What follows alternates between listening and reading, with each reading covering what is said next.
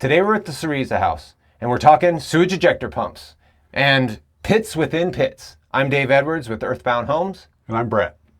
And let's take it away.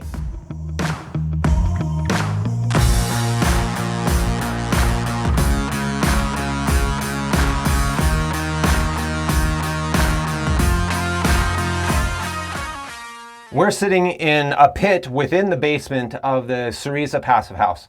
And we're sitting in essentially a plywood box that's below the level of the basement. And we have all of these plumbing pipes coming in here. And these plumbing pipes are coming from the various fixtures around the house to get rid of the sewage so that we don't have essentially the bottom of the house filling with sewage. So Brett, tell me a little bit about not only why we're sitting in this plywood box, but why we actually have to be lower than the rest of the basement here. And then what are all of these pipes?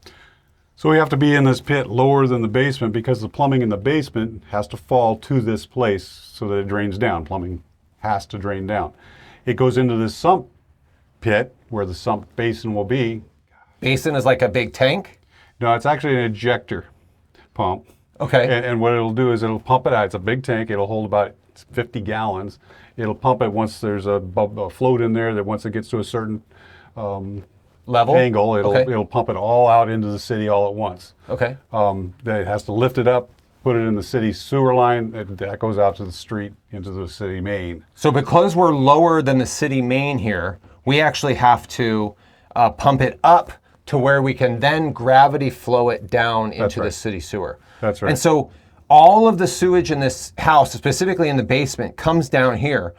That seems kind of risky. Is there like a redundant system here so that like if the pump fails, we don't fill the basement with sewage? Absolutely. We will have a battery backup that will have an alarm on it. So if all the power goes out and there's no power to that battery, the alarms will go off letting the homeowners know that they've got a problem, that they need to get a plumber over here to service it. But there'll be another pump here as well. So the battery backup, if the pump fails and the power fails, we still have a secondary pump system. A secondary pump. And so tell me what each of these pipes are. Where's the pipe that what is this bottom pipe that's bigger than everything else? That pipe goes directly to a toilet on the other side of this house. Okay. In the basement. Okay. And it comes over here and flows into this. These other little pipes, we've got 3 of them coming from this side.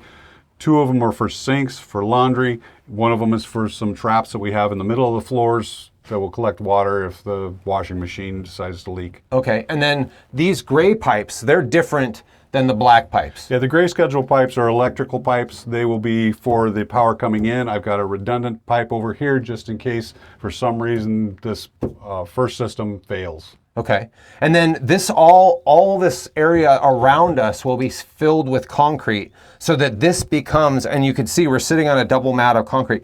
So essentially this whole thing becomes a basement underneath a basement. Yes, so this all had to be structurally calculated and decided how wide the walls need to be, how big the floor needed to be, what needed to be in them so that they can not be compromising. Okay, and then this doesn't take any of the water from the light wells or any water from outside the foundation because we're not allowed to pump that water into the sewer system, right? Yeah, in this particular area, we can only utilize the water that we gather from the roof, from the drains on the property. It can't go off property. Okay, so the drainage of the house goes outside, but none of that comes into this. This is just sewage water. This is just for sewer. These pipes over here are for the upstairs. It'll come down and go into the same ejector pump that goes out to the city. Okay. Do all basements have sewage ejector pumps? Not all of them. Many of them are located on the exterior. Okay. If you've got plumbing in the basement, yes, you have to have a pump. If you've got on your side of a lake, you need to be able to have ejector pumps in the foundation, in the slab of the foundation so that you can get any water that comes around the foundation. The static pressure doesn't come through the wall. Okay. And then is this pump so big as like a safety measure so that if everything fails, it's building up a while before it actually flows into the basement itself? Not necessarily. It does have that attribute, but it's for servicing. If you need to be able to service this big tank in here, for some reason need to pull it out or pull the motor out, you need to have access. And if it's all concrete around the thing, you'd have a big chipping job. Got it. So if you're interested in learning more about building science or about building basements in places where you have plumbing in the basement, please hit subscribe as we show you how to build a better way.